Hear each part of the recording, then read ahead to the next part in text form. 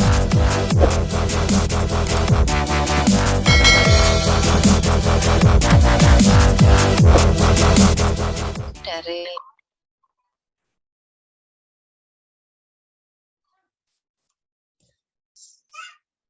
Assalamualaikum Bu Yuni.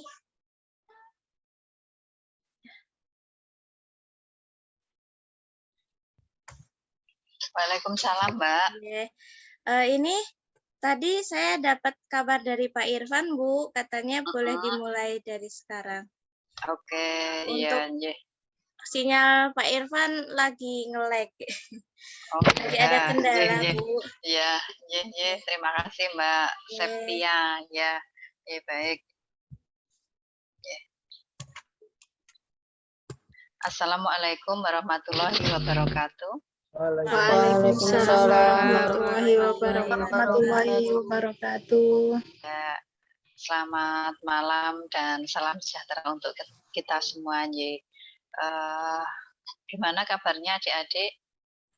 Alhamdulillah baik. Ini seharian belajar daring ini ya? Iya, Bu.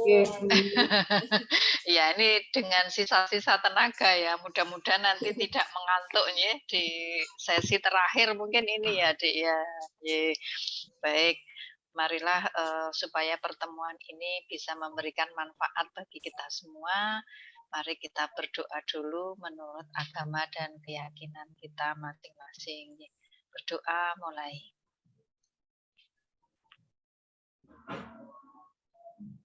Cukup. Terima kasih adik-adik. Baik, sebelum dimulai mungkin sedikit perkenalan dulu ya adik-adik ya. Jadi nama lengkap saya Ibu Sri Wahyuni. Saya biasa dipanggil Ibu Yuni. Nah, jadi saya memulai kerja itu sudah tahun 96. Mungkin adik-adik belum lahir ini ya. tahun 96 saya sudah mulai bekerja di Pemkab Sleman, pemerintah Kabupaten Sleman ya. Jadi sudah 25 tahun. Nah, kalau adik-adik ini dari mana ini? Kerjanya di mana ini? Kabupaten Pekalongan ya, dan Sleman. Sleman sama Pekalongan. Pekalongan dan Kabupaten Sleman ya. Mudah-mudahan nanti kalau yang Kabupaten Sleman suatu saat bisa ketemu ya dengan saya ya. Jadi di pemerintah Kabupaten Sleman saya sudah mengalami beberapa rotasi pekerjaan ya. Pertama itu dulu di kantor Sospol ya, di kantor Sospol, kemudian pindah ke bagian perlengkapan. Nah, bagian perlengkapan itu kalau saat ini mungkin seperti bidang aset ya, bidang pengadaan barang.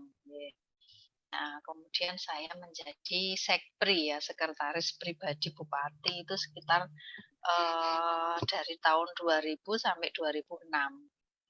Nah, setelah itu saya bekerja di BKPP, di kepegawaian ya, di kepegawaian itu dari tahun 2006 sampai 2021 ya. Nah, jadi sekitar 15 tahun. Nah, baru sekitar 2 minggu ini saya dimutasikan ke Sekretariat DPRD. Saya sekarang ada di bagian Humas Protokol dan Pelayanan Aspirasi ya. Jadi sudah beberapa kali mengalami mutasi. Nah, kalau adik-adik ini kan baru ini ya, masih masih grace ya, masih semangatnya menjadi seorang PNS. Gimana, sudah mantep toh menjadi seorang PNS? Mantep ya. Ya, karena adik-adik ini merupakan merupakan orang-orang yang terpilih ya, yang terpilih untuk menjadi atau mengisi jabatan ASN. Nah, ini kebanyakan sebagai tenaga medis atau di pendidikan ini? Pendidikan. Guru ya? Oh iya, pendidikan jadi sebagai guru ya. Nah, jadi adik-adik mengisi jabatan sebagai guru ya. Mungkin kebanyakan guru kelas ya, guru kelas di sekolah dasar kebanyakan ya. Ini alhamdulillah sekali adik-adik ini masih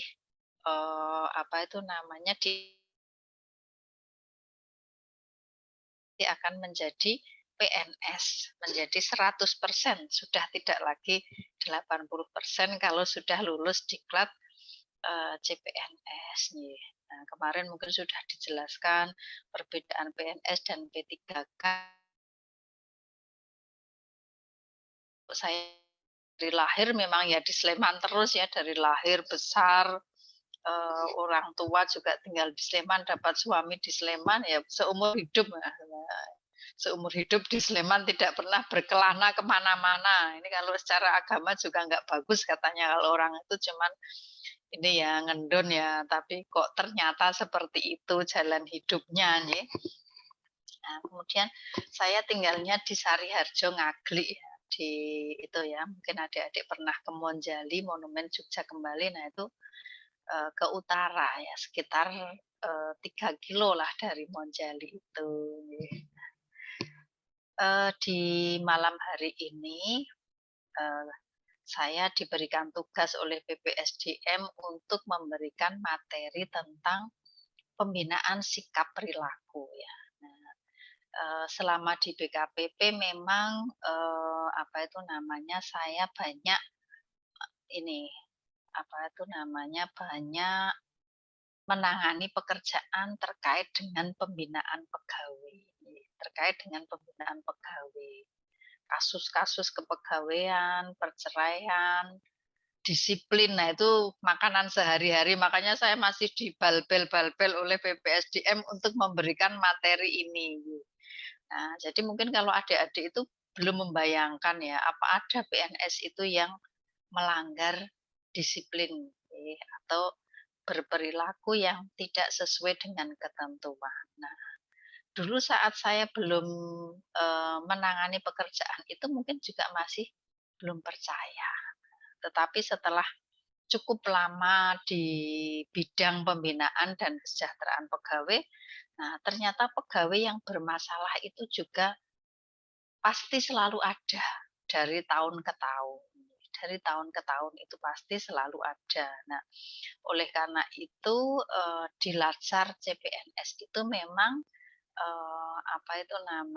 arahnya, nah tujuan utama dari Latsar CPNS itu adalah pada pembentukan karakter ya, melalui penanaman nilai-nilai ASN yang kemarin mungkin sudah disampaikan ya, seperti akuntabilitas, nasionalisme dan seterusnya sampai anti korupsi. Baik, sekarang langsung kita masuk ke materi ya tentang pembinaan sikap perilaku. Langsung saya share screen materinya.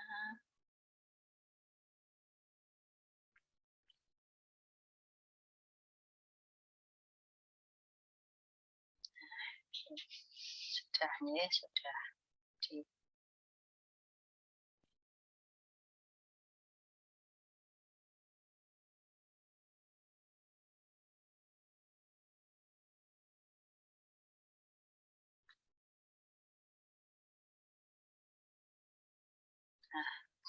baik, di pembinaan materi utamanya adalah tentang pembinaan sikap perilaku ASN ya adik-adik ya. Nah, jadi saat ini nih saya bekerja di bagian Humas dan Protokol Sekretariat DPRD Kabupaten Sleman. Nah, sebetulnya di bagian Humas dan Protokol itu juga bagaimana kita harus bersikap dan berperilaku itu tetap masih melekat ya adik-adik ya, terkait dengan tugas dan fungsi saya. Nah, bisa dilihat slide-nya? Bisa, Bu. Bisa, Bu. Ya. Kalau kita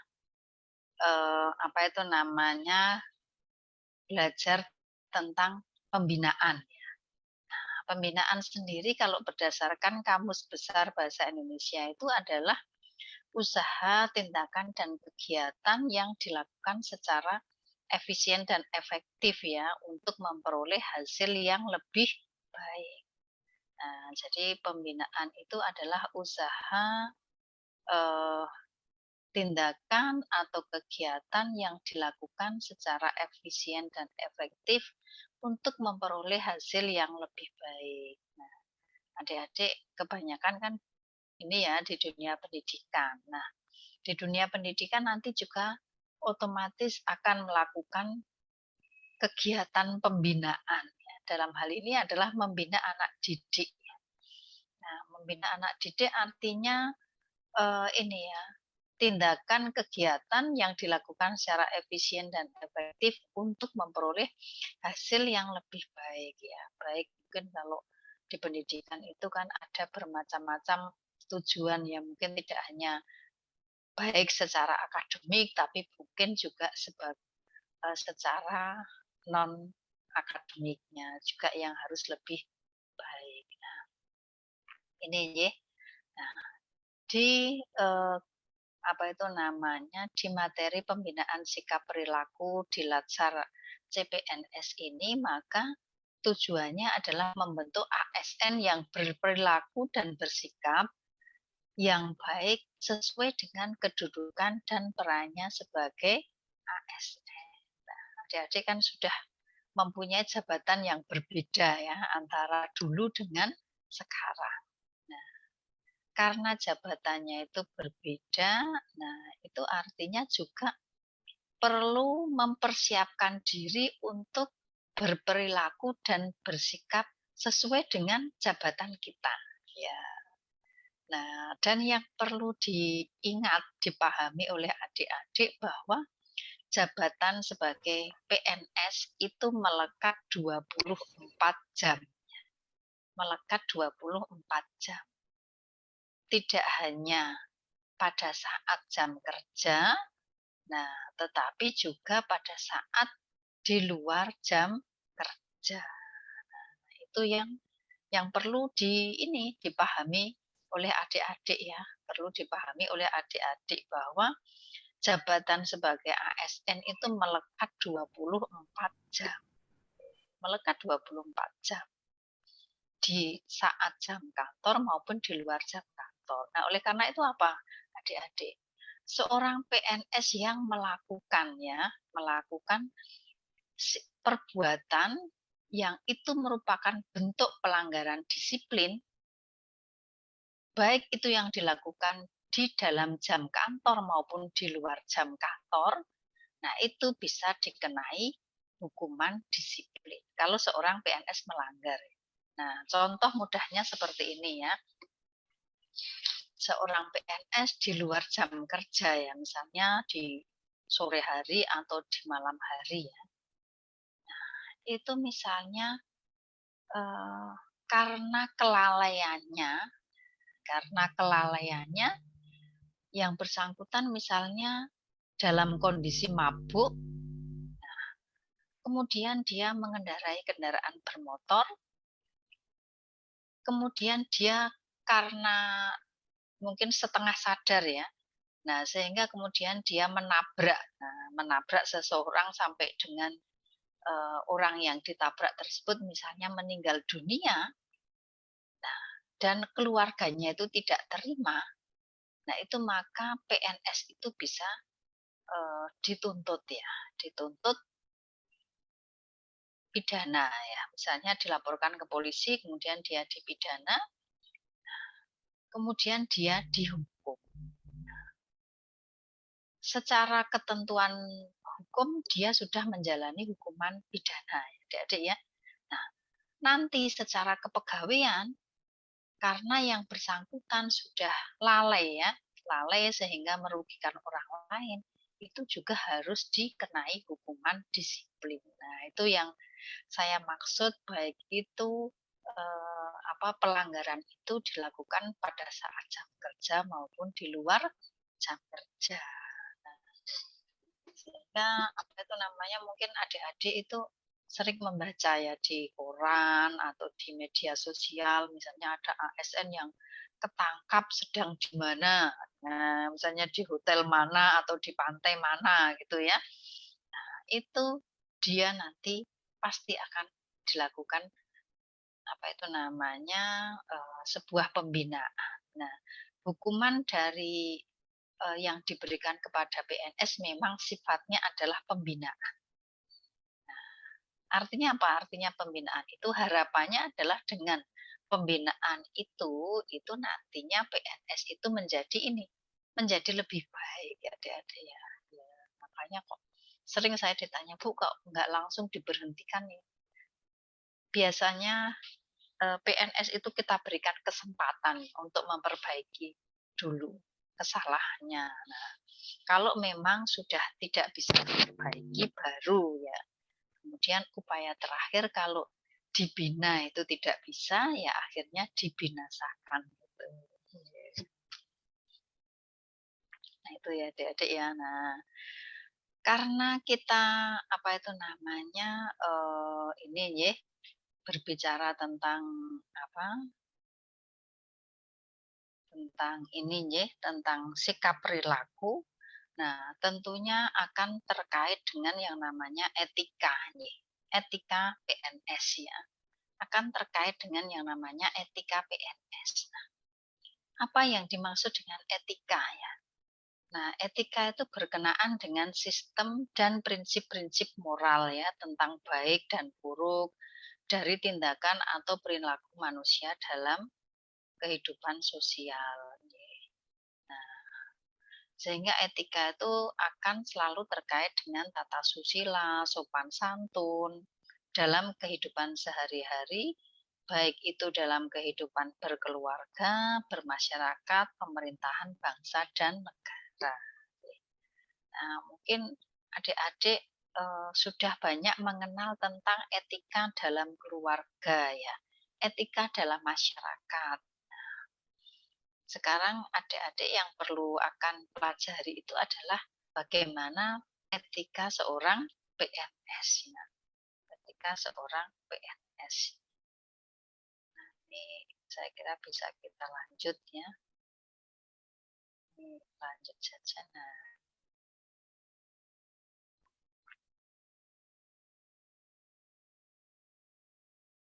Nah ini apa itu namanya?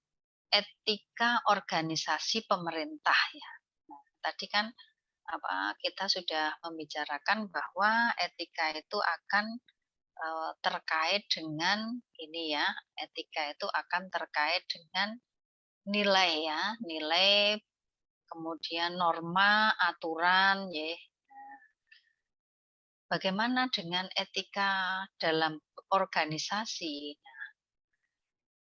Etika umum organisasi itu yang berlaku ya, berlaku secara umum itu adalah kita itu wajib yang namanya menjaga nama baik organisasi ya. Itu itu namanya menjaga nama baik organisasi. Nah, makanya di dalam nilai dasar ASN ya, nilai dasar ASN dan juga di kalau kita baca kode perilaku dan kode etiknya itu adalah bahwa kita wajib untuk menjaga rahasia jabatan ya. Menjaga rahasia jabatan. Jadi kita tidak boleh ya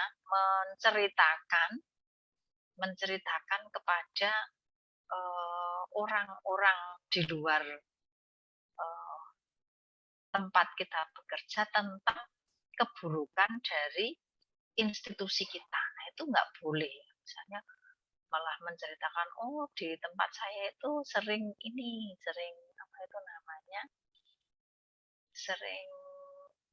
misalnya melakukan markup dan seterusnya, markup untuk penggunaan dana BOS dan seterusnya. Nah, kalau misalnya memang adik-adik itu kepingin ya mengkritisi, silahkan mengkritisi dulu secara internal.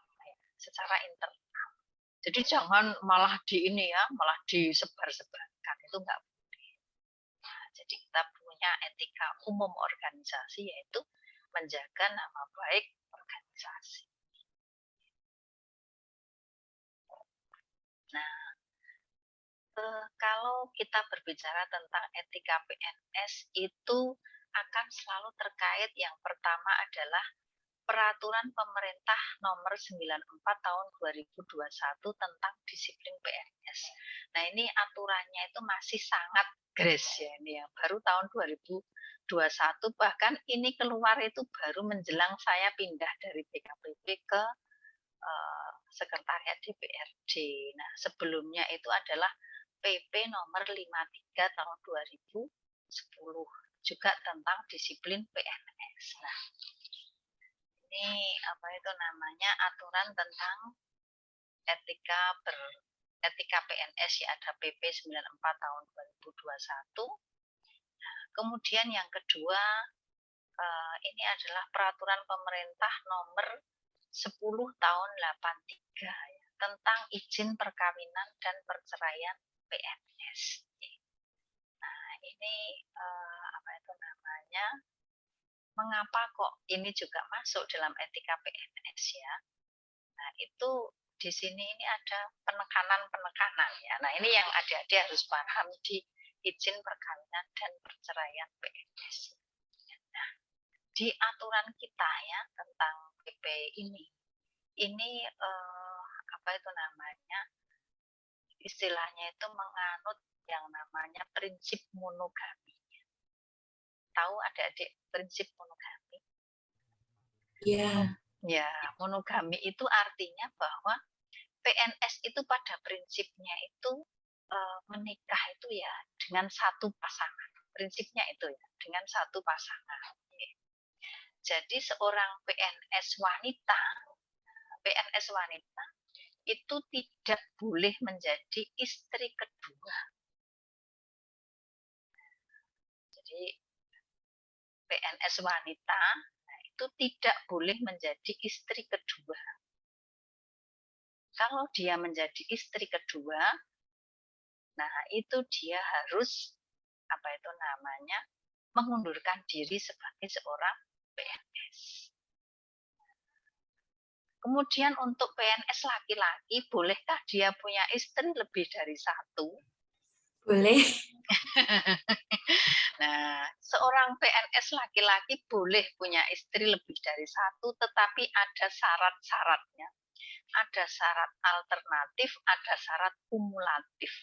Nah, syarat alternatifnya itu misalnya ya, nah itu dia sudah menikah ya, dengan istrinya itu selama 15 tahun, kalau tidak salah 10 atau 15 tahun ya, dan tidak pernah dan belum memiliki keturunan. Misalnya seperti itu. Nah, kemudian yang kedua, dia misalnya itu ya, salah satu misalnya kondisinya seperti itu. Atau si istri itu mengalami sakit ya, sakit yang berat, yang akhirnya yang bersangkutan itu tidak mampu menjalankan tugasnya sebagai seorang istri. Kemudian yang ketiga, istrinya harus mengizinkan, atasannya juga harus mengizinkan. Kemudian si PNS tersebut harus bisa berlaku adil, dan dia sanggup menghidupi keduanya ya. Jadi tidak akan menelantarkan, itu baru diperbolehkan. Makanya kalau yang saat ini belum apa itu namanya belum menikah, mungkin ada ya yang belum menikah masih ini ya single ya. Nah itu perlu ini ya, perlu berhati-hati dulu ya, berhati-hati dulu. Apa pernah Bu ada PNS Sleman yang PNS wanita yang menjadi istri kedua? Ada ya? Ada. Ya, ya, tapi memang yang bersangkutan kemudian mengundurkan diri. Karena ternyata pada saat dia akan melakukan pernikahan, pendaftaran untuk pernikahan di KUA, manakala statusnya itu adalah PNS, kemudian dia akan menikah menjadi istri kedua, ternyata secara sistem juga tidak diperkenankan. Ya. Tidak diperkenankan. Kemudian PP yang sangat banyak mengulas ya tentang etika PNS itu adalah PP 42 tahun 2004 ya. Nanti adik-adik bisa membaca PP itu. Kemudian kalau yang ini saya kira aturan umum ya PP 11 2017 tentang manajemen PNS.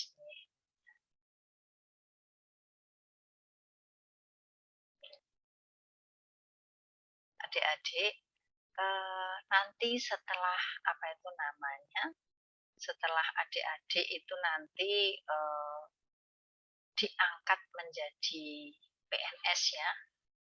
Nah, pada saat CPNS sudah mengangkat sumpah janji? Sudah belum? Belum, Belum ya? Bu. Belum. Baru disampaikan SK-nya ya, adik-adik ya. Nah, besok Belum janji, pada saat Bu. Oh, belum janji. Nah, tapi meskipun belum janji, tidak boleh sengaja ingkar janji ya, Mas ya. Nah, ini apa itu namanya? Besok kalau sudah apa itu namanya sudah diangkat menjadi PNS ya, biasanya pada saat penyerahan SK PNS. Nah, itu PNS akan diwajibkan untuk mengangkat sumpah atau janji. Ya. Mengangkat sumpah atau janji berdasarkan agama atau kepercayaannya terhadap Tuhan Yang Maha Esa. Sehingga sumpah janjinya itu adalah kepada Tuhan Yang Maha Esa. Sumpahnya isinya kurang lebih seperti itu ya. Ini adik ya, setia dan taat. Mungkin ini sudah bahasa Yang kedua itu menaati segala ketentuan perundang-undangan yang berlaku. Nah, ini sangat luas ya, aturan perundang-undangan yang berlaku itu kan sangat luas. Nah, kemudian melaksanakan tugas kedinasan yang dipercayakan kepada PNS dengan penuh pengabdian, kesadaran, dan tanggung jawab. Kemudian menjunjung tinggi kehormatan negara, pemerintah, dan martabat PNS. Nah, ini juga apa ya? Pengertiannya itu sangat luas ya. Menjaga martabat PNS. Nah, itu bagaimana? Nah, itu kan sangat luas. Mengutamakan kepentingan negara daripada kepentingan sendiri seseorang atau golongan. Adik-adik ya, adik-adik saat ini mungkin masih single ya, masih single. Nah itu biasanya kerja itu siap untuk all out ya, all out, mau disuruh lembur, mau kerja dari pagi sampai sore itu tidak masalah. Makanya biasanya itu anak-anak muda itu oleh kantor itu wah langsung diberikan pekerjaan semua. Nah itu apalagi sudah masih muda, pinter, rajin. Nah itu semuanya akan dikasihkan ya. Akan dikasihkan. Manakala adik-adik nanti sudah punya keluarga, nah itu baru yang ini akan muncul. Apakah kita benar-benar akan mengutamakan kepentingan negara daripada kepentingan sendiri atau tidak? Nah, biasanya kadang-kadang yang ini PNS wanita itu kadang-kadang terus, wah ini anak saya rewel Bu, makanya saya telat. Besok lagi, wah ini pekerjaan rumahnya banyak, belum selesai, nggak ada pembantu. Nah, setelah itu, wah ini di tetangga saya itu ada seripah, saya harus layak dan seterusnya. Nah, itu biasanya nanti akan muncul ya. Nah, tetapi kita harus ingat ya adik-adik ya, kalau kita sudah mengucapkan sumpah atau janji, nah apalagi kan tadi berdasarkan agama masing-masing. Nah, itu artinya kita sudah berjanji kepada Allah ya. Tidak hanya kepada atasan kita. Tidak hanya kepada atasan kita. Nah, tadi sudah ya memegang rahasia jabatan yang menurut sifatnya atau menurut perintah harus dirahasiakan. Bekerja dengan jujur, tertib, cermat, dan bersemangat. Bersemangatnya jangan hanya saat CPNS ya adik-adik ya. Besok kalau sudah PNS, wah ini sudah 100% sudah aman kok ini. Saya harapkan tetap bersemangat ya. Sekarang apa itu namanya? Sedikit saya akan mengulas tentang PP 94 tahun 2021 ya. Tentang disiplin PNS. Di dalam PP 53 maupun di PP 94 itu mengatur tentang kewajiban dan larangan PNS ya. Nah, kewajiban PNS itu ada berapa adik-adik? Ada 17 ya, ada 17 kewajiban. Nah, larangannya itu ada 15. Kalau digabung sudah berapa? 30 sekian. Ya. Sementara hak kita berapa adik-adik? Kemarin sudah hak kita itu kalau nggak salah hanya 5. Jadi kewajibannya banyak, haknya cuma 5. Ini tantangan ya adik-adik ya. Nah, ini saya kira sudah sering membaca ya, sering membaca ini ya, setia dan taat, menjaga persatuan dan kesatuan bangsa, melaksanakan kebijakan yang ditetapkan oleh pejabat pemerintah. Selalu ini menaati ketentuan peraturan perundang-undangan. Ini selalu ada. Menunjukkan integritas, menyimpan rahasia negara, bersedia ditempatkan di seluruh wilayah NKRI. Nah, adik-adik kira-kira bersedia nggak kalau suatu saat ada kebutuhan ditugaskan di daerah itu, kira-kira bersedia nggak Mbak Nurul? Bersedia Bu, karena kebetulan saya dan suami saya juga harus bisa ditempatkan di seluruh wilayah NKRI. Bagus ya Mbak Nurul ya. Tapi mudah-mudahan enggak ya Mbak ya. Suami kerjanya di mana Mbak Nurul? Di Jakarta, Tanjung Priok Bu. Oh, di ini ya, di pelabuhan Tanjung Priok itu? Iya, di dalam pelabuhan. Berarti ini long distance marriage ya Mbak ya? Iya Bu, kebetulan kemarin juga sudah dibantu BKPP untuk konseling pranikah juga. Terima kasih Bu. Oh iya, sama-sama Mbak Nurul di konseling sama ini ya Mbak Wirda ya? Ya. Iya. Memang di Sleman itu dalam rangka menyiapkan PNS yang akan menikah ya. Nah, itu kita lakukan konseling pranikah biar kedua-duanya itu siap nanti masing-masing itu siap menjadi seorang suami ataupun seorang istri ya. Khususnya pasangan dari PNS-nya itu bahwa nanti setelah menikah, nah itu tentunya PNS itu mungkin akan banyak waktunya, waktu yang tersita di pekerjaan seperti itu. Kewajibannya yang tadi ya, masuk kerja dan menaati ketentuan jam kerja. Adik-adik terkait dengan masuk kerja dan menaati ketentuan jam kerja itu merupakan jenis kewajiban yang paling sering dilanggar oleh PNS. Nah, ini yang paling simpel itu soal masuk kerja dan menaati ketentuan jam kerja itu paling sering dilanggar.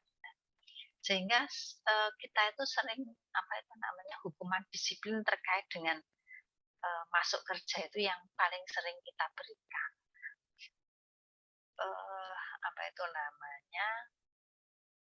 PNS itu punya kewajiban ya tentunya untuk menaati ketentuan jam kerja.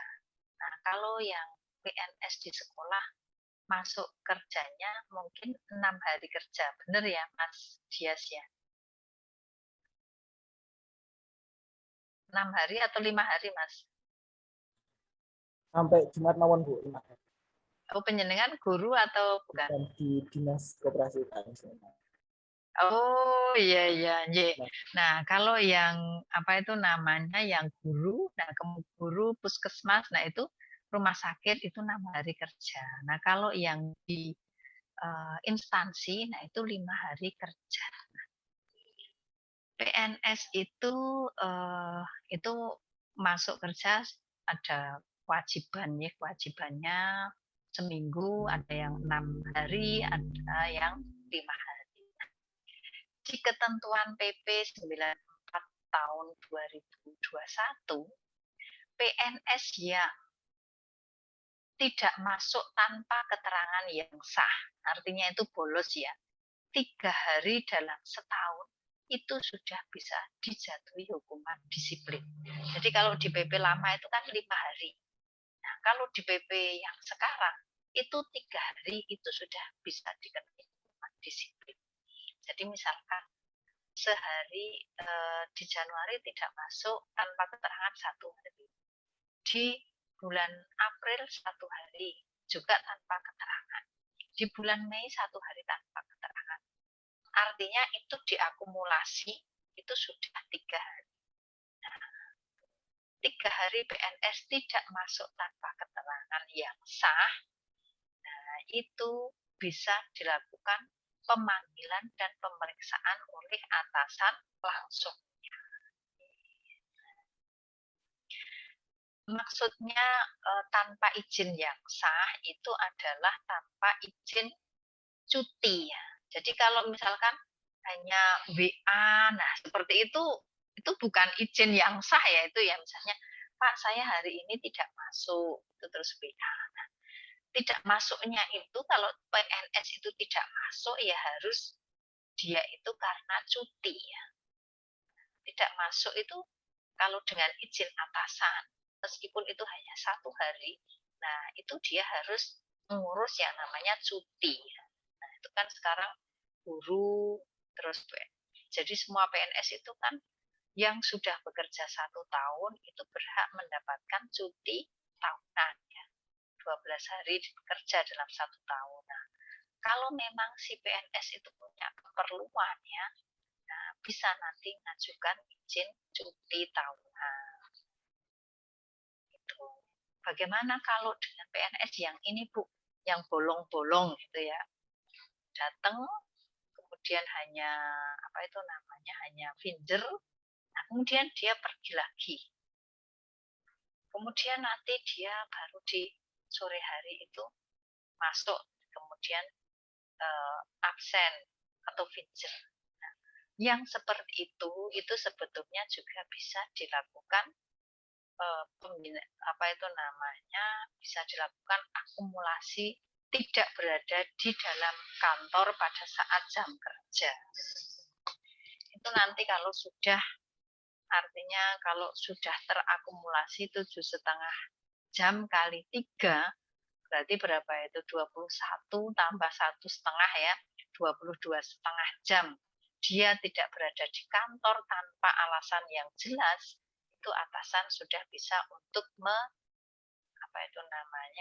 untuk memanggil dan memeriksa. Nah, kalau alasannya nanti tidak bisa diterima bisa diberikan hukuman disiplin. PNS juga berkewajiban menggunakan dan memelihara barang milik negara dengan sebaik-baiknya. Ini kewajiban yang lainnya ya. Jadi kalau misalnya kita diberikan ini ya, istilahnya pinjaman itu bisa berupa kendaraan, bisa laptop atau apapun ya. Nah, kemudian kok kita bawa pulang dan kok dilalai itu hilang. Nah, itu bisa dilakukan ini tuntutan ganti rugi ya. Jadi kita punya kewajiban untuk mengembalikan barang yang dipinjamankan kepada kita dan hilang.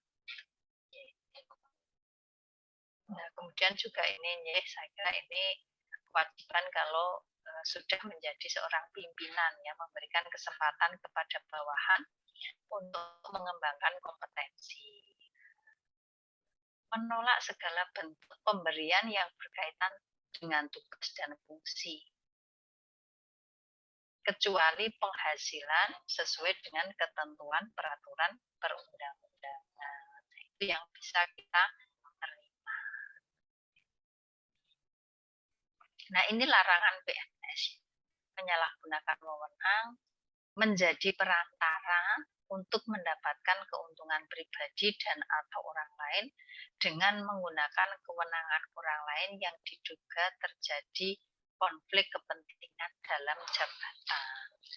Itu tanpa, jadi menjadi perantara yang itu terkait dengan jabatan. Nah, tapi kalau menjadi perantara apa itu namanya untuk jual beli mobil misalnya, nah itu tentunya kan ini masih boleh karena itu tidak terkait dengan jabatan.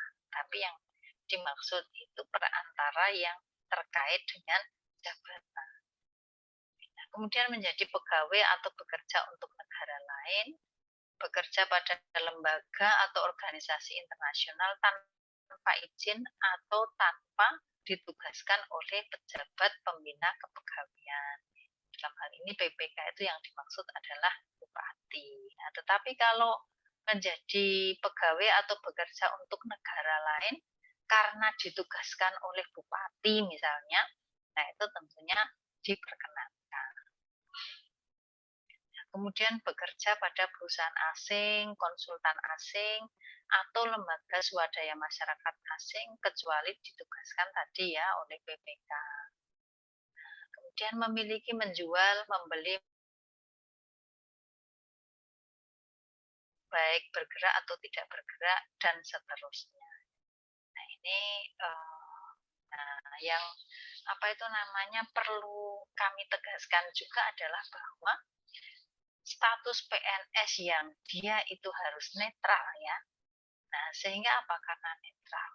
Nah, dia tidak boleh ini tadi ya, memberikan dukungan kepada calon presiden, wakil presiden, kepala daerah, wakil kepala daerah, calon DPR atau DPRD dengan cara ini. Ikut kampanye, menjadi peserta kampanye, dan seterusnya. Nanti bisa dibaca sendiri ya. Nah, itu yang tidak boleh. Jadi keberpihakan kita terhadap calon ya, calon itu entah itu presiden, wakil presiden atau anggota DPR itu hanya diperkenankan pada saat kita berada di bilik suara. Nah, tapi kalau di luar bilik suara, nah itu kita harus bisa bersikap netral atau tidak memihak. Nah, ini terkait dengan PP 94. Nah, di PP 94 itu juga disampaikan bahwa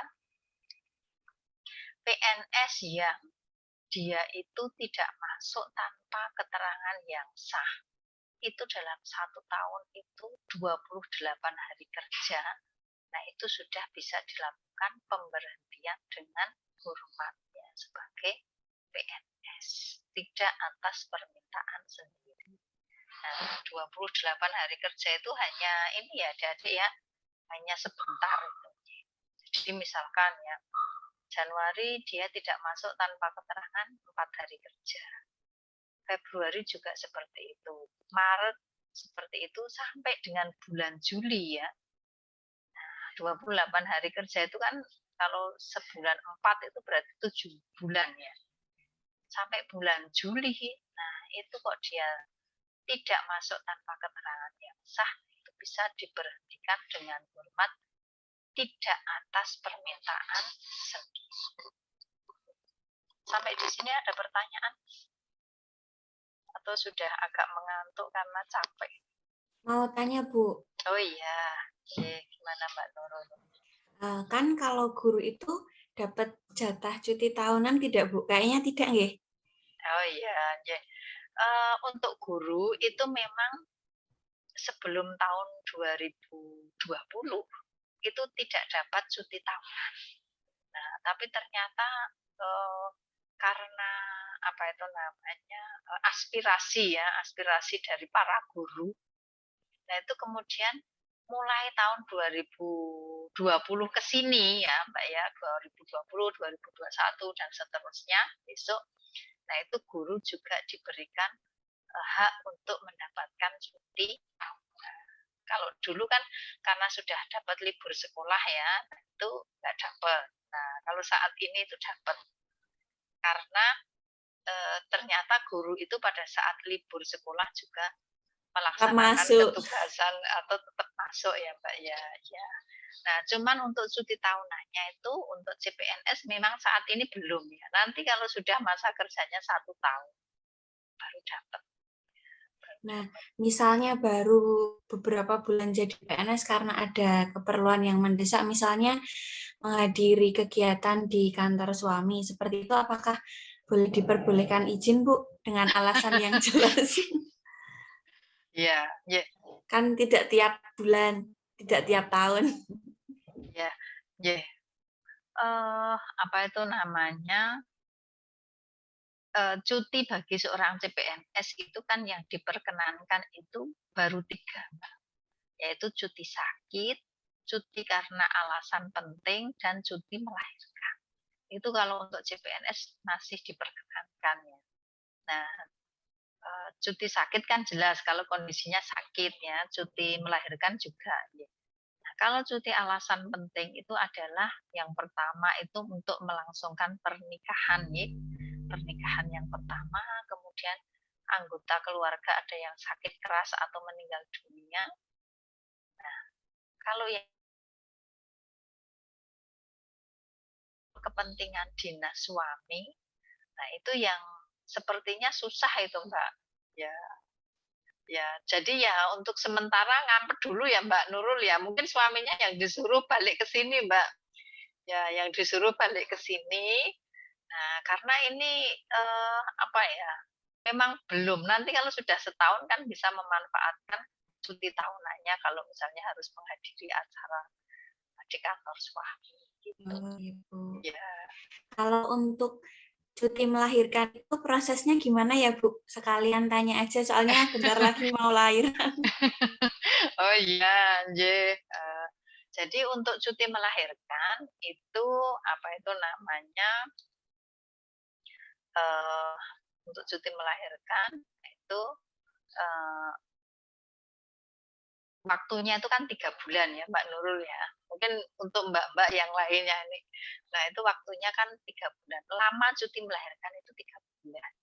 Nah kalau misalnya adik-adik itu mau mengambil cuti melahirkan, silahkan lampirkan surat keterangan dari dokter yang menunjukkan HPL-nya itu kapan. Ya, misalnya hari perkiraan lahir katakan di akhir bulan Oktober ya. Nah, itu nanti adik-adik mau ngambilnya itu kapan? Gitu. Apakah sebulan sebelum kelahiran, ataukah mau 2 minggu sebelum melahirkan, atau 1 minggu sebelum melahirkan sudah mengajukan cuti. Karena kan kalau sekarang kan tidak sebulan sebelum, 2 bulan sesudah, tapi kan itu bebas ya. Jadi misalkan besok mau lahiran, sekarang baru mengajukan cuti. Nah, nanti ajukan surat keterangan dari dokter itu yang menunjukkan HPL-nya, dilampiri dengan SK-nya Mbak Nurul ya, SK Mbak Nurul. Nah, itu kemudian sebetulnya ada formnya, form untuk pengajuan cuti. Nanti minta ke bagian kepegawaian ya Mbak Nurul untuk diisi. Gitu. Biar diterbitkan surat izin cuti melahirkan oleh atasan. Nah, kalau di Dinas Pendidikan yang menerbitkan itu nanti dari Dinas Pendidikan. Kalau ya, sederhana Bu. prosesnya ya. Ya, terima kasih, Bu. Ya, sama-sama. Ada pertanyaan lainnya? Bu mau tanya. Iya. Ya, Mbak Septia ya. Melanjutkan pertanyaannya Bu Nurul, Bu, nyambung. Nah, semisal untuk cuti melahirkan itu berarti kan kita tidak bekerja, Bu. Intinya memang fokus melahirkan dan nanti untuk 3 bulan ke depan mengurusi kelahiran pertama. Nah, untuk ketugasannya seperti apa, Bu? Terkait ketugasan kita, karena kan kita sebagai guru, kalau saya guru itu mengajarkan harus tetap memberikan kegiatan belajar mengajar sama anak-anak. Apakah ketugasannya memang bisa ditunda? Tapi kalau ditunda kayaknya tidak bisa ya Bu, karena pasti materi harus tetap berjalan. Berarti kita yang harus mencarikan pengganti atau bagaimana aja Bu? Nanti ini akan diatur oleh kepala sekolah. Ya. Ya. Baik. Kalau yang sebagai guru nanti yang akan mengatur kepala sekolah, siapakah yang akan menggantikan ketugasan dari Mbak Septia atau Mbak Nurul pada saat cuti melahirkan. Karena kan kalau cuti itu kan pengertian cuti itu kan keadaan tidak masuk kerja yang diizinkan. Nah, artinya kalau tidak masuk kerja, nah itu juga artinya tidak melaksanakan tugas. Nah, oleh karena itu silahkan untuk nanti jauh-jauh hari disampaikan ke atasannya ya, bahwa saya nanti di bulan apa sampai apa agar nanti kepala sekolah ataupun atasan itu bisa melimpahkan ke pegawai yang lainnya. Seperti itu Mbak Septia ya. Kemudian ini Bu, Jadi, satu bukan. lagi Bu. Bentar Mas Wanda. Bentar Pak. Oke. Ya, satu lagi Bu. Ini tadi Bu Yuni kan menyinggung terkait dengan takjiah nggih Bu. Nah, semisal Bu, karena saya lihat di sini untuk takjiah sepertinya sudah membudaya di saat jam kerja, seperti itu. Sebenarnya itu memang diperbolehkan atau tidak ya Bu? Karena biasa rata-rata juga izin, Takziah maaf saya itu ya. terlambat karena ada seripah tetangga, seperti itu. Atau nanti saat masih jam kerja, sebelum duhur itu ada seripah, terus nanti teman-teman ayo takziah seperti itu. Nah, apa memang itu diperbolehkan atau tidak Bu? Karena itu bersikap sikap sosial juga katanya seperti itu. Iya, baik ya. Apa ya istilahnya itu bukan masalah diizinkan atau tidak ya Mbak Septia ya.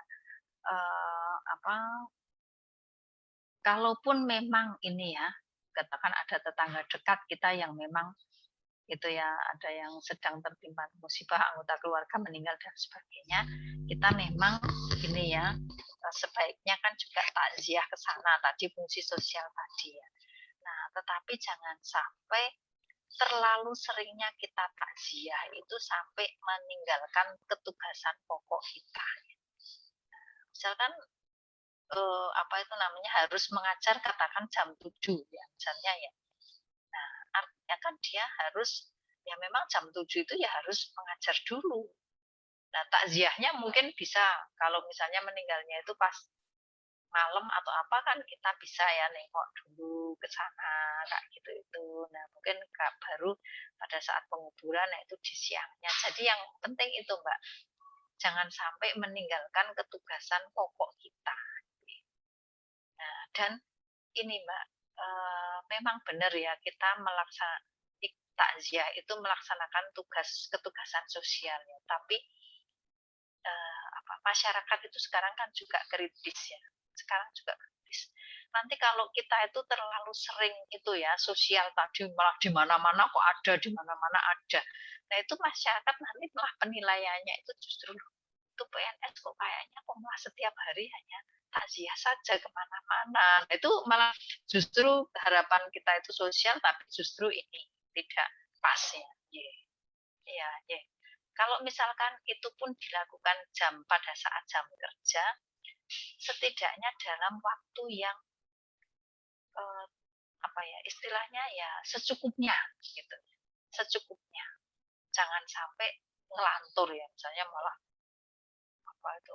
pulang takziah terus jajan terus mampir ke pasar terus mana, nah itu kan yang tidak pas ya. Nah, ini karena sekarang ya itu masyarakat itu kan semakin kritis ya, semakin kritis. Kita mungkin maksudnya baik, tetapi mungkin di mata masyarakat juga belum tentu baik.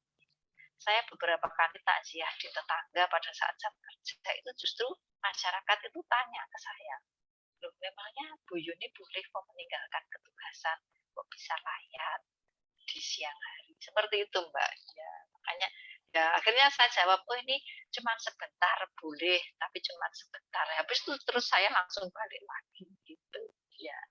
Gitu ya Mbak Septia ya. Jadi kita pakai asas kepantasan dan kepatutan ya Mbak Septia ya. Iya Bu, terima kasih Bu Yuni. Ya, yang tadi Mas siapa yang mau tanya? Saya Bu, Mas Rizky Bu. Oh iya, gimana Mas Rizky? Saya ini sering mendengar kalimat begini Bu, tuntutan kerja dan tuntutan konten, karena kan sekarang zaman serba digital gitu kan, jadi banyak kejadian-kejadian apa namanya staff itu mempromosikan sambil memanfaatkan konten dengan bergoyang, baik itu sendiri ataupun berkelompok. Nah, saya juga pernah, jujur saya juga pernah melihat di Instagram gitu ada oknum-oknum pegawai kesehatan yang isi kontennya itu adalah mensosialisasikan tentang salah satu ilmu kesehatan gitu kan. Tetapi selain mensosialisasikan, si oknum itu juga sembari menggunakan baju dinasnya dan ada goyangan-goyangan seperti itu kan. Nah, pertanyaannya adalah apakah dengan sistem seperti itu melanggar kode etik PNS atau tidak Bu? Karena kan semakin menjamurnya teknologi itu etika itu semakin bias Bu. Apakah ini masih beretika atau tidak? Nah itu. Kalau saya sendiri merasa kurang nyaman melihat hal-hal seperti itu. Nah, tetapi saya kembali lagi ke kode etik, apakah ini melanggar atau tidak? Seperti itu Bu. Terima kasih. Ya. Mas Rizky kerjanya di mana Mas Rizky? Kominfo Bu, stafnya Pak Edi. Oh iya. Terima kasih Mas Rizky atas pertanyaannya. Pertanyaannya bagus ya. Apa itu namanya? Tadi disampaikan soal ini ya di Instagram yang beberapa oknum kesehatan ini ya mempromosikan alat kesehatan, tetapi mungkin dengan bergoyang Bukan atau Bu, dengan tapi ilmu kesehatan Bu. oh ilmu kesehatan. Ilmu kesehatan, mensosialisasikan ilmu kesehatan, tetapi sembari bergoyang dan menggunakan apa namanya baju dinasnya. Baju dinas, itu, ya. Iya. Mungkin di masyarakat itu antara menyerap ilmunya atau menyerap goyangannya saya nggak tahu juga tuh. Yang diserap oleh masyarakat. Terima kasih. Ya baik. Apa itu namanya? Saya juga sepertinya pernah melihat seperti itu ya beberapa PNS yang apa itu namanya sedang bergoyang mungkin TikTok atau apa gitu itu pernah dengan baju dinas juga pernah melihat. Kalau menurut saya apa itu namanya yang namanya etika atau norma sopan santun itu mungkin tidak semuanya itu akan tertulis secara tekstual di dalam aturannya, tidak akan tertulis secara tekstual semua di dalam aturan. Tetapi apa itu namanya sesuatu yang baik atau yang buruk itu tentunya nanti efeknya menjadi bagaimana itu yang akan menentukan ya. Apa PNS yang mungkin sedang dimuat di ini kemudian menjadi viral dan apa tentunya nanti akan ini ya kelihatan baik ataukah buruknya. Seperti yang disampaikan Mas Rizky tadi, PNS mempromosikan ilmu kesehatan dengan bergoyang padahal pakai baju dinas. Nah, itu kalau menurut saya itu kayaknya kok sudah agak berlebihan ya. Kayaknya sudah agak berlebihan gitu. Meskipun ini mungkin untuk segmen tertentu itu mungkin dianggap wajar gitu ya. Mungkin kalau anak-anak muda mungkin menganggap itu wajar ya. Tetapi kalau menurut saya pribadi, nah itu kayaknya kok terlalu istilahnya itu berlebihan tadi. Menurut saya itu seperti itu Mas Rizky. Nah, tapi mungkin kalau saya melihat kontennya itu baru bisa menjawab secara pasti ya Mas Rizky ya. Nah, untuk nanti kita bisa mengatakan itu pas atau tidak, kita akan Mas Rizky membahas dulu tentang kode etik PNS ya Mas Rizky ya. Ya, biar nanti ini bisa kita simpulkan yang ditanyakan Mas Rizky itu sebetulnya melanggar kode etik atau tidak. Gitu ya Mas Rizky ya. Iya Bu. Ya, ini kita lanjutkan dulu ya. Kita lanjutkan tentang kode etik PNS-nya. Jadi kode etik PNS itu adalah pedoman sikap, tingkah laku, dan perbuatan PNS di dalam melaksanakan tugasnya dan pergaulan sehari-hari.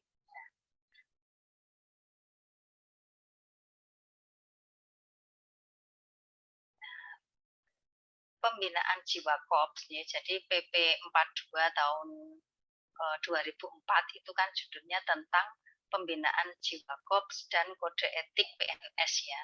Nah, di mana tujuan dari pembinaan jiwa korps tadi adalah membina karakter, watak, memelihara rasa persatuan kesatuan dan menumbuhkan semangat pengabdian dan keteladanan. Selain itu juga mendorong etos kerja ya, semangat kerja PNS agar PNS itu memiliki hasil kinerja yang bermutu tinggi dan sadar akan tanggung jawabnya. Ini diantaranya tujuan pembinaan jiwa korps. Sekarang kita ulas tentang etika satu persatu ya. Nah ini kalau nilai dasar, nah itu kan sudah ada di undang-undang ASN ya, nilai-nilai dasar mungkin adik-adik sudah banyak membaca juga.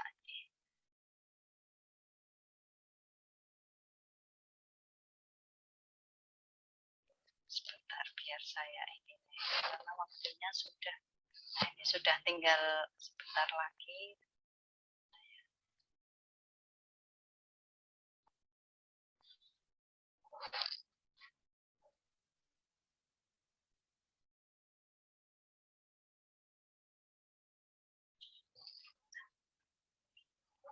Di dalam etika PNS ya, di PP 42 tahun 2004, nah itu ada yang namanya beberapa macam etika ya. Nah itu ada etika bernegara. Etika bernegara diantaranya adalah melaksanakan sepenuhnya Pancasila dan Undang-Undang Dasar 45. Nah kemudian ini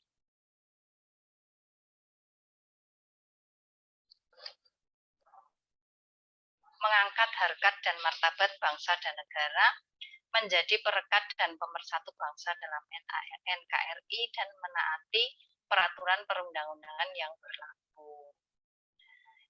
Kemudian akuntabel atau bertanggung jawab ya dalam melaksanakan tugas penyelenggaraan pemerintah, tanggap, terbuka, jujur, dan akurat serta tepat waktu dalam setiap kebijakan dan program pemerintah.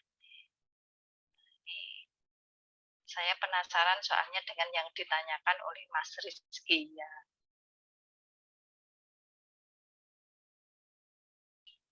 Yang pertama, melaksanakan tugas dan wewenang sesuai dengan ketentuan yang berlaku. Nah, kemudian menjaga informasi yang bersifat rahasia. Kemudian melaksanakan setiap kebijakan yang ditetapkan oleh pejabat yang berwenang. Nah, kemudian membangun etos kerja untuk meningkatkan kinerja organisasi. Kemudian menjalin kerjasama secara kooperatif dengan unit kerja lain yang terkait dengan dalam pencapaian tujuan. Ini etika berorganisasi. Nah, menyambung apa yang disampaikan oleh pertanyaan yang disampaikan oleh Mas Rizky. Nah, itu saya menjadi ini. Nah, petugas kesehatan tersebut, nah itu mempromosikan ilmu kesehatannya, nah itu dalam rangka melaksanakan ketugasan ataukah tidak. Itu yang nanti perlu kita diskusikan ya Mas Rizky ya, dalam kerangka melaksanakan ketugasan atau tidak. Bersangkutan itu dalam rangka melaksanakan ketugasan, nah itu pastinya kan tidak menggunakan media seperti itu ya Mas Rizky ya. Ya karena kalau misalnya katakan penyuluh atau katakan SKM ya, penyuluh atau penyuluh kesehatan masyarakat ya misalnya. Nah, itu kan kalau menyampaikan ilmu kesehatan kan tentunya pakai media-media resmi misalnya ya, misalkan itu melalui sosialisasi ataukah melalui media cetak dan seterusnya. Nah, kalau dia mempromosikannya itu seperti itu, mungkin yang bersangkutan itu bisa dalam kerangka di luar kedinasan. Nah, kalau di luar kedinasan kok menggunakan baju dinas, apalagi sampai bergoyang-goyang seperti itu, nah itu tentunya sudah merupakan sebuah pelanggaran kode etik PNS, Mas Rizky ya. Nah, yang namanya pelanggaran terhadap kode etik, nah itu memang tidak bisa serta-merta diberikan hukuman disiplin. Karena kalau kalau yang namanya etika, pelanggaran kode etik, itu sanksinya adalah sanksi moral. Jadi sanksinya adalah bentuknya sanksi moral. Nah, kalau sanksi moral, nah itu di luar kerangka hukuman disiplin. Jadi mungkin bukan hanya ya, PNS itu mungkin bisa diberikan sanksi moral mungkin. Nah, mungkin pada saat apel pagi, nah itu bisa disampaikan kepada teman-temannya bahwa si ini telah melakukan seperti ini yang itu tidak pantas dilakukan. Nah, itu mungkin sudah merupakan sebuah bentuk sanksi moral. Itu ya Mas Rizky ya. Bu, kalau semisal memang konten tersebut ada indikasi melanggar kode etik gitu loh Bu.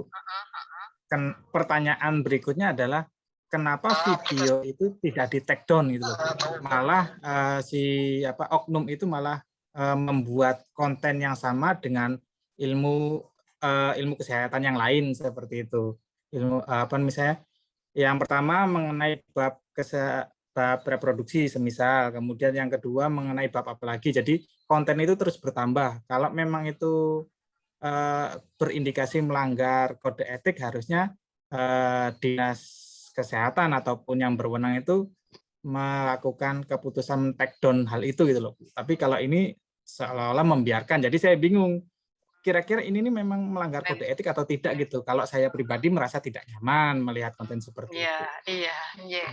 Nah, mungkin ini, jadi melanggar atau tidak kan kadang-kadang itu justifikasi seseorang itu kan bisa berbeda-beda ya Mas Rizky ya, bisa berbeda-beda. Ya, misalkan seperti ini contohnya ya. Contohnya mungkin PNS pakai baju misalkan yang enggak berkerudung ya. Mungkin pakai baju, pakai rok di atas lutut. Itu sebetulnya kan sudah melanggar kode etik PNS yang harus berpakaian sopan atau yang harus berpakaian sopan dan santun. Nah, tapi mungkin atasannya menganggap itu biasa atau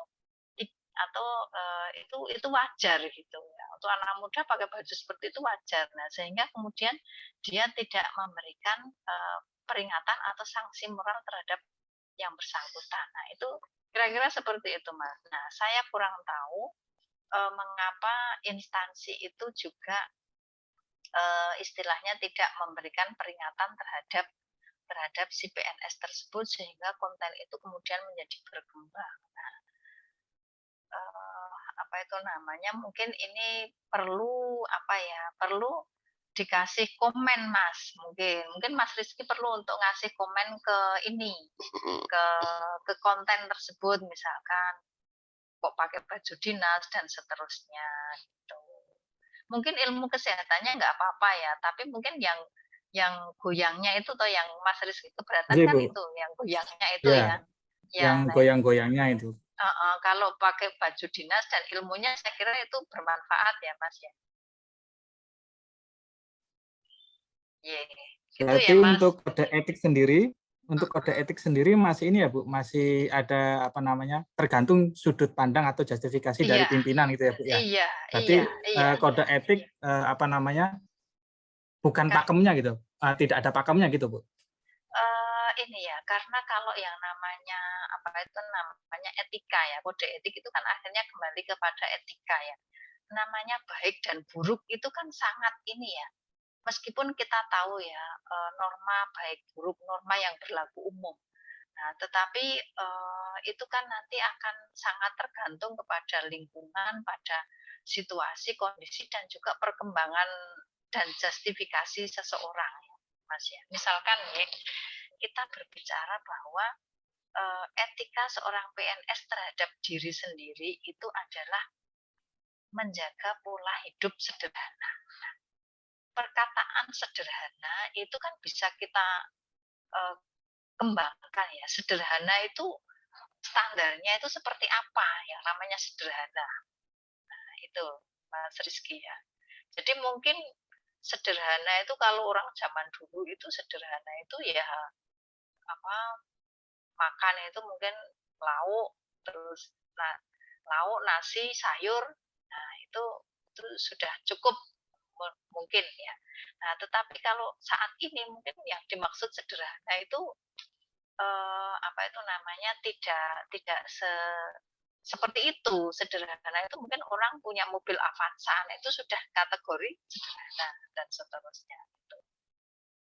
Ya, dan yang perlu kita sampaikan juga ke Mas Rizky bahwa efektif tidaknya penegakan kode etik PNS itu adalah sangat ditentukan oleh atasan langsung dan instansi tempat yang bersangkutan bekerja.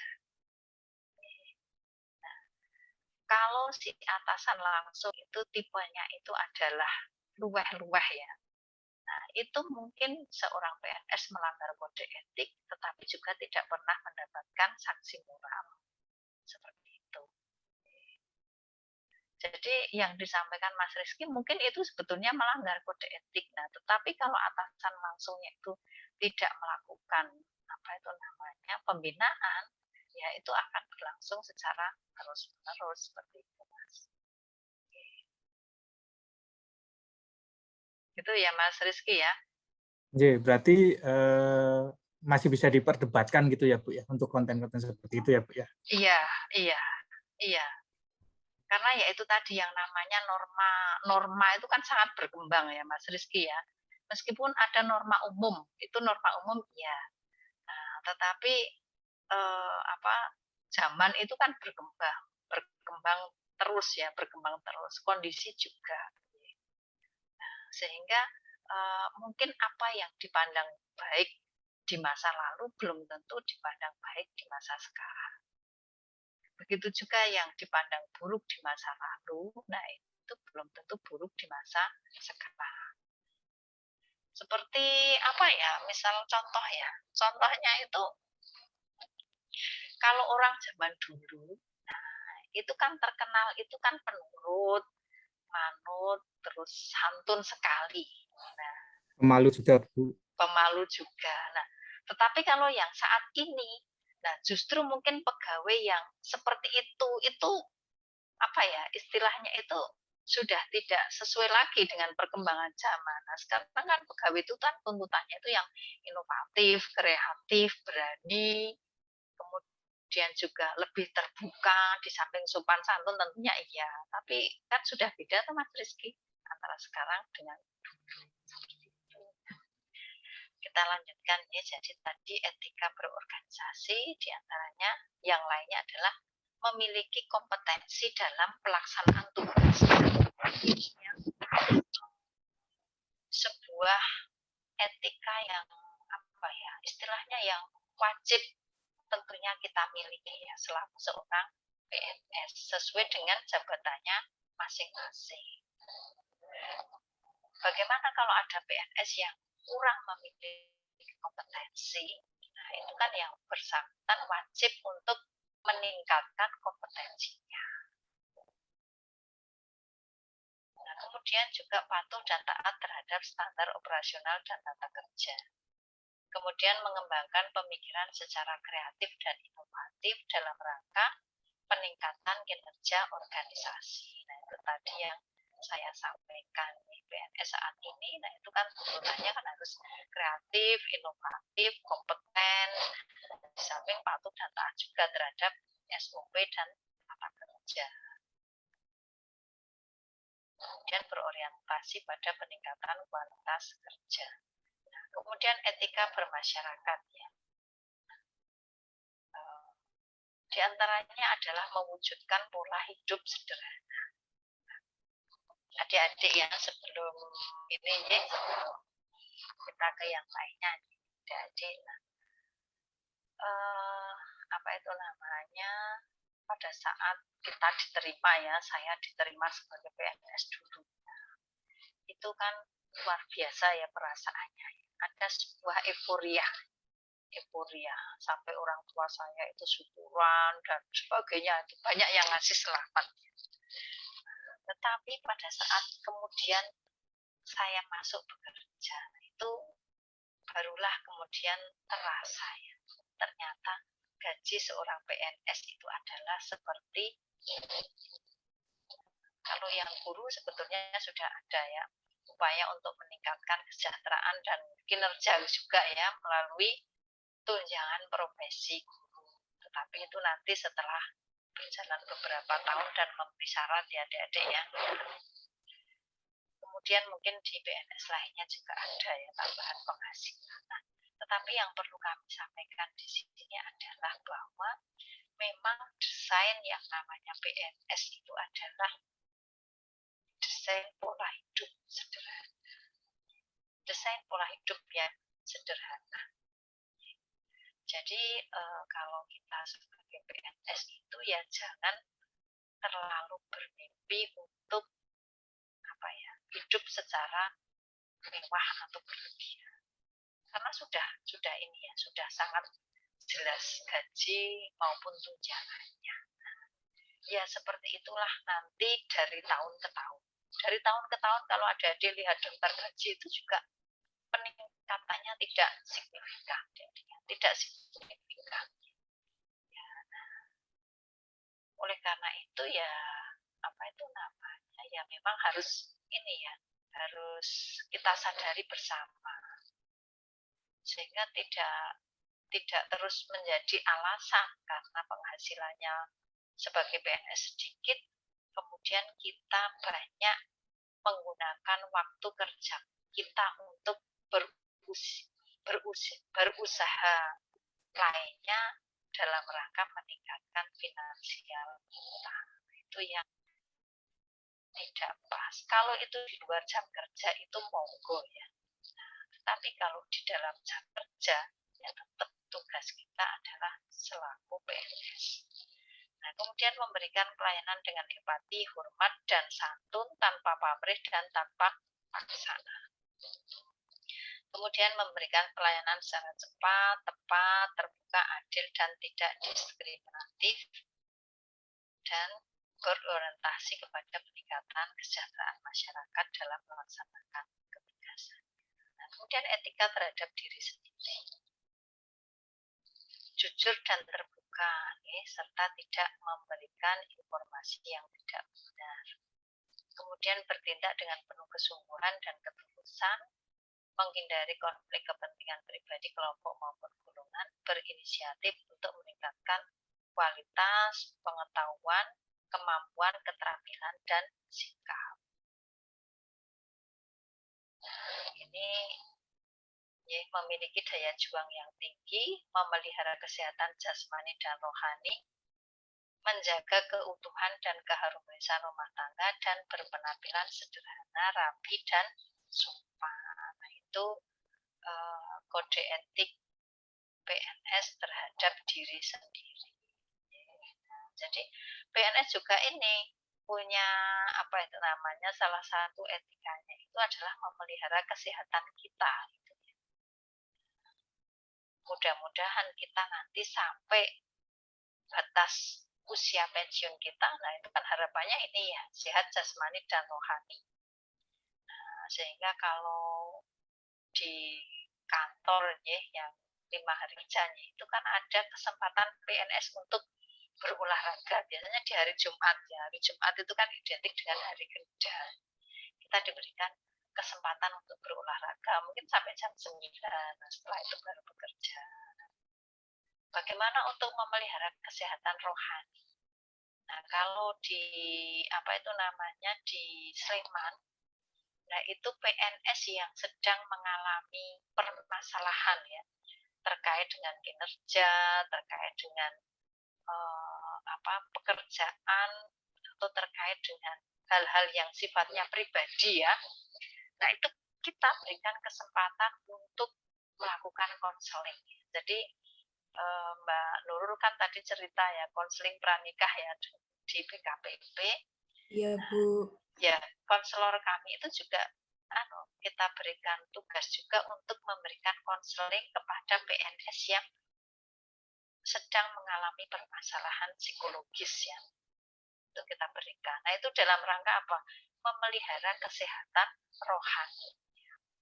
Karena seseorang atau manusia pada umumnya ya dalam hal ini adalah PNS itu bisa bekerja dengan optimal. Nah, itu kalau dia sehat jasmani dan juga sehat rohani. Nah, kemudian yang etika lainnya itu adalah menjaga keutuhan dan keharmonisan rumah tangga. Nah, tadi saya sudah matur bahwa PNS itu terkait dengan perkawinan itu adalah asasnya adalah monogami. Asasnya adalah monogami.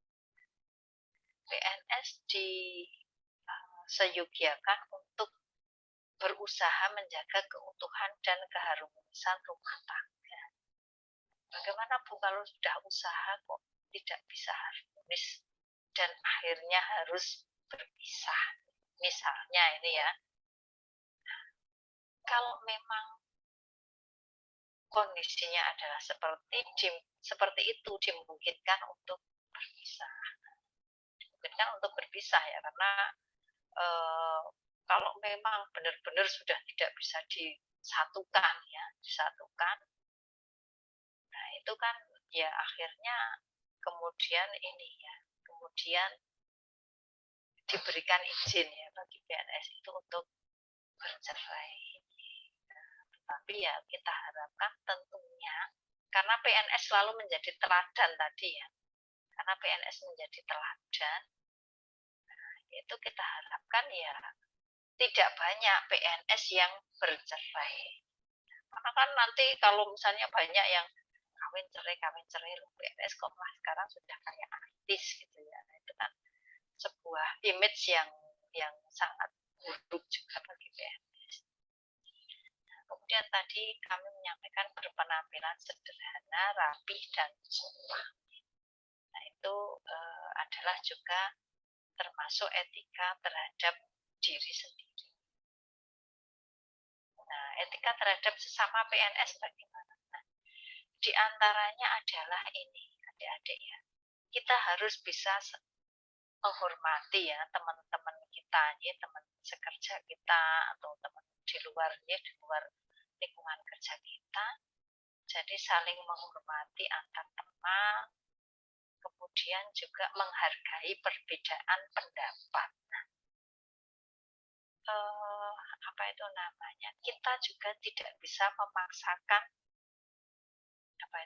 pendapat kita kepada orang lainnya.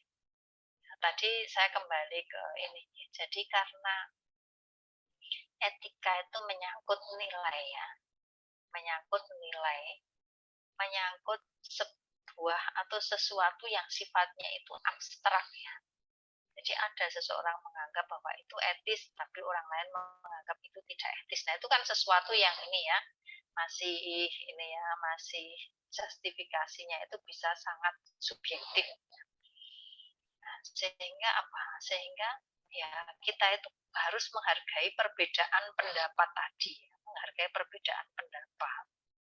Mungkin di daerah yang PNS tadi mengupload konten tadi, itu goyang-goyang seperti itu mungkin itu biasa ya. Nah, tetapi kalau kita yang orang Jawa, nah mungkin kita risih dengan goyangan seperti itu. Nah, kira-kira seperti itu Mas Rizky, yang jawaban saya. Ya, sehingga kontennya akan terus berkembang tadi. Memang untuk apa itu namanya pelanggaran terhadap etika PNS itu secara sanksi itu tidak seperti pelanggaran terhadap kewajiban dan larangan sebagaimana diatur di PP 94 tahun 2021. Itu memang tidak seberat seperti itu. Kalau di ini kan memang ini ya hukumannya sudah sangat jelas ya. Kalau melanggar ini hukumannya ini, melanggar ini hukumannya ini, itu sudah jelas kalau di PP tentang disiplin. Masih ada pertanyaan?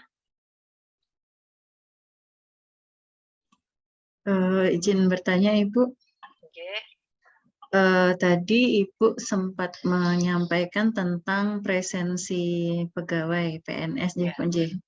Nah, kalau di sekolah saya itu untuk saya sendiri CPNS itu presensi kita pakai aplikasi, Bu.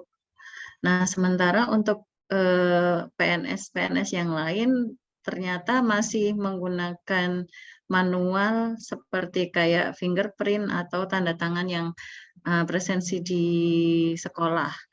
Nah, apakah nanti dari pihak dinas sendiri akan memberlakukan presensi secara online semua atau ini hanya untuk yang CPNS saja atau bagaimana Ibu? Juga terkait dengan yang karena nanti kalau misalnya beberapa kali tidak berangkat atau kosong presensinya itu kan nanti ada sanksinya tersendiri. Nah, dari pihak dinas itu bagaimana pengumpulan presensinya itu pelaporannya dari pihak sekolah ke dinas itu seperti apa Ibu? Mekaten, matur suwun Ibu. Ini Mbak Rinda di ini, Mbak Farida kok Rinda. Mbak Farida kerjanya di? Saya di Gamping Ibu. Oh di Gamping. Iya. Oh, iya. Berarti di Gamping itu sudah ini ya, apa absensinya pakai aplikasi? Itu khusus yang CPNS saja Ibu. CPNS yang tahun ini, kalau CPNS sebelumnya itu masih manual pakai finger atau kalau enggak tanda tangan presensi biasa.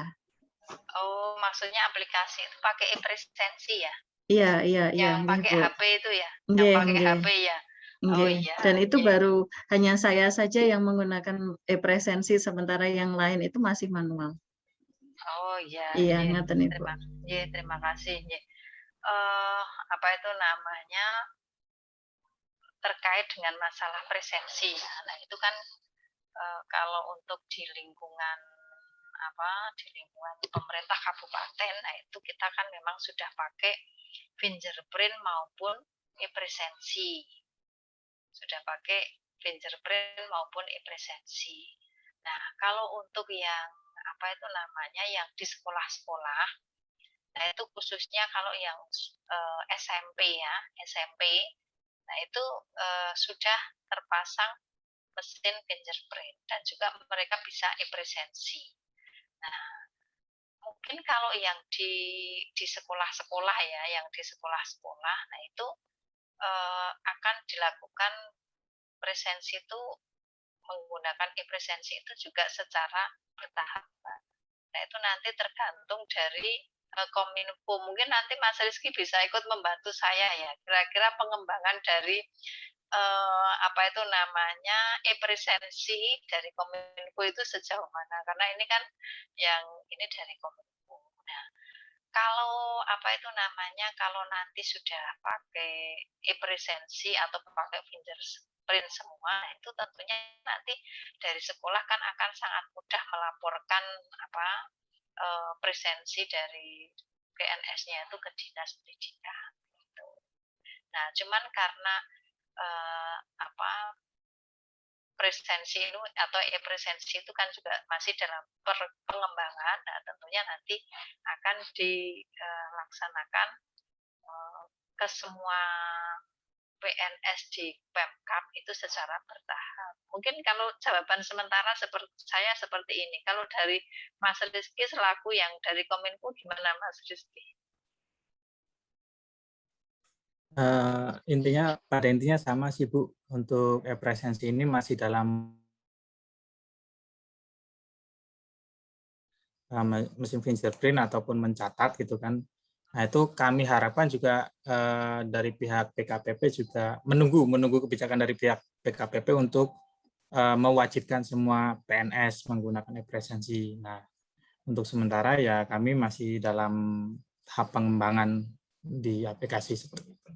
Tapi kalau misalkan itu nanti diterapkan untuk semua PNS di Sleman pakai e-presensi, apakah dari Kominfo sudah siap untuk ini terkait dengan apa ya istilahnya itu ya GPS-nya dan seterusnya itu loh. Saya seperti itu. Karena kan kadang-kadang masih ada keluhan. Kalau dari kami, sepengetahuan saya, untuk Kominfo sendiri sebenarnya sudah siap, Bu. Hanya saja kan kendala-kendalanya adalah kendala di lokal, dalam artian jaringan internetnya seperti apa. Karena kan yang namanya aplikasi e-presensi itu tidak bisa terlepas dari internet, Bu. Jadi semisal di desa pinggiran, ada sekolah yang berbatasan, atau di atas gunung di Merapi, nah itu kan agak kesulitan untuk sinyalnya seperti itu. Nah, mungkin kendalanya kendala lokal. Mungkin mungkin tahun ini kan ada visi dari Ibu Bupati, mungkin itu juga bisa membantu untuk menerapkan e-presensi. Salah satu visi misinya kan internet padukuhan, Bu. Jadi mungkin itu bisa menjadi solusi. Ya, semoga ini Mbak Farida, kalau nanti internet itu sudah menjangkau semuanya sampai ke wilayah Sleman yang di pedesaan, itu mudah-mudahan e-presensi nanti bisa diterapkan untuk semua ya. Ya, karena kalau ini loh kadang-kadang kan ini kita itu BKPP kepingin menerapkan untuk semua. Tapi ternyata mungkin ada PNS itu yang HP-nya juga belum ini ya, belum Android. Ataupun kalaupun Android tetapi tidak bisa support dengan e-presensinya. Mungkin Android-nya sudah Android jadul, itu kan bisa tidak support juga. Nah, untuk memaksakan guru membeli HP sesuai dengan spek tertentu ya. Nah, itu kan itu yang kadang-kadang kita juga tidak enak juga. Nah, berbeda dengan kalau yang CPNS pasti HP-nya kan juga sudah HP bagus. Nah, kemudian juga anak-anak muda, nah itu untuk bisa e-presensi ya gampang saja. Oke. Ya, kira-kira seperti itu ya Mbak Farida ya. Ibu, terima kasih sekali jawabannya. Ada pertanyaan lainnya? Saya Bu, izin bertanya lagi Bu, kalau boleh. Oh monggo Mas.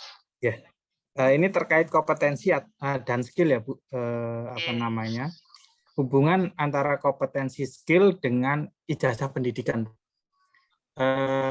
Di zaman digital ini kan kami atau saya pribadi itu kan sangat mudah untuk mencari ilmu-ilmu baru dengan cukup buka YouTube atau cukup buka Google dan lain sebagainya, media sosial gitu kan, untuk meningkatkan kompetensinya. Nah, sedangkan untuk kebijakan promosi dan mutasi salah satunya adalah berdasarkan dengan ijazah. Nah, kira-kira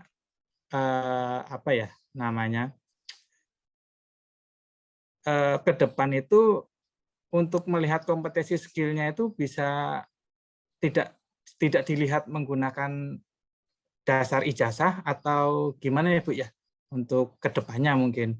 Jadi untuk menentukan wah ini berkompeten atau tidak gitu kan. Apakah bisa selain melihat ijazah ada hal lain yang bisa dilihat seperti itu Bu. Terima kasih. Terima kasih Mas Rizky. Untuk melihat kompetensi itu memang tidak semata-mata dari ijazah ya. Nah, kompetensi kan juga bisa dilihat dari misalnya yang bersangkutan dari diklat, kursus, mungkin pernah mengikuti seminar dan seterusnya. Nah, sehingga dari pengembangan kompetensi seperti itu tentunya nanti akan bisa dipergunakan sebagai dasar untuk menentukan karir atau rotasi atau mutasi seseorang PNS seperti itu ya Mas Rizky ya. Ya. Nah, tetapi kalau misalkan Mas Rizky itu hanya melihat, karena kan untuk memang seseorang itu benar-benar kompeten di bidang ini. Nah, itu kan dari BKPP biasanya juga perlu bukti yang konkret ya Mas ya. Nah, mungkin kalau misalkan penjenengan misalkan memang pernah mengikuti istilahnya pembelajaran virtual, nah itu supaya nanti benar-benar itu yakin ya bahwa kita itu memang Mas Rizky itu pernah mengikuti seperti itu. Nah, itu kan harus ada surat keterangan dari atasannya. Tentunya nanti kan tentunya kan nanti untuk apakah memang benar-benar seseorang itu kompeten di bidang tertentu. Nah, itu kan akan ada tes ataupun assessment lainnya. Kira-kira berarti kan ini, berarti kan kalau misalnya seperti itu kan kepala dinas kan ijazahnya bisa S1 saja gitu loh Bu, tapi sertifikat pelatihannya banyak, misal kayak gitu. Ya, nah tetapi nanti ini Mas Rizky, kalau misalkan kan ini Mas Rizky ada yang namanya indeks profesionalitas ASN, indeks IPASN ya. Nah IPASN itu salah satu yang menjadi tolok ukurnya itu ada ijazah yang diakui. Nah, kalau misalkan ijazahnya itu S1, nah tentunya nilai indeks profesionalitas ASN-nya akan berbeda dengan yang S2. Nah, tentunya nanti IPASN-nya A dengan ijazah S1, nilainya akan berbeda dengan IPASN-nya B yang ijazahnya S2. Nah, yang S2 pasti akan lebih tinggi. Ya, meskipun untuk yang diklat, seminar dan sebagainya itu juga bisa dinilai sebagai pengembangan kompetensi seperti itu. Ya, Mas Rizky ya. Iya Bu, matur nuwun Bu. Iya, kalau nah sekarang itu kan di Pemda yang S2 saja banyak. Nah, tentunya kan nanti PPK-nya pasti akan memilih yang S2 dibanding yang S1, Mas Rizky. Ya. Ya, oke. Cukup ya, adik-adik ya. Ini sudah lebih dari dari waktunya. Nanti saya tidak ditegur oleh BPSDM karena harusnya cuma 2 JPL, ini sudah lebih. Terima kasih atas segala atensinya. Dan mohon maaf apabila saya dalam menjawab ataupun menanggapi pertanyaan dari adik-adik mungkin kurang memuaskan ya adik ya. Karena kalau kita berbicara tentang kode etika itu memang ini akan banyak tidak puasnya ya, karena baik buruk itu kan sangat relatif ya adik ya. Ya beda kalau kita bicara aturan A B B gitu. Baik, dan kiranya pertemuan ini sudah kami anggap cukup, dan sebelum kita akhiri marilah kita bersama-sama untuk yang beragama Islam mengucapkan bacaan alhamdulillah bersama. Alhamdulillahirrahmanirrahim. Banyak kurangnya mohon maaf. Kami akhiri. Wassalamualaikum warahmatullahi wabarakatuh. Waalaikumsalam warahmatullahi wabarakatuh. Terima kasih Bu. Sehat-sehat. Selamat beristirahat.